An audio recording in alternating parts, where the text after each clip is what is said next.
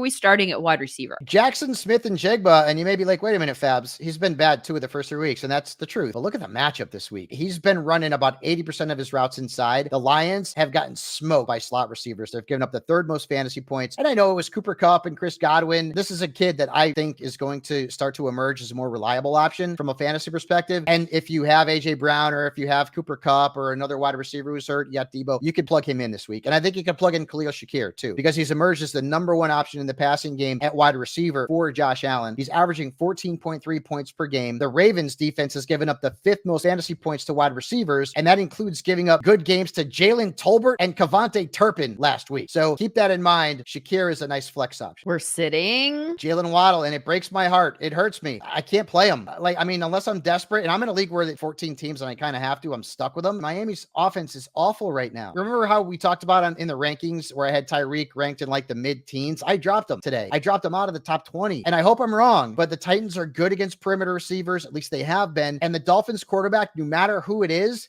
not going to be good because it's not Tua. Jaylen Waddle is a fade, and so is Michael Pittman Jr. And I loved him last year. He was very reliable, had his best fantasy season, but Anthony Richardson's lack of good decision-making, lack of accuracy has really hurt him. And Richardson's only wide receiver who's done anything this year has been Alec Pierce, and that's been on deep throws, right? Vertical pass attack. Michael Pittman's just not seeing enough good targets on the gridiron right now to be a startable asset, and he's playing the Steelers this week, so that makes it a double negative for me.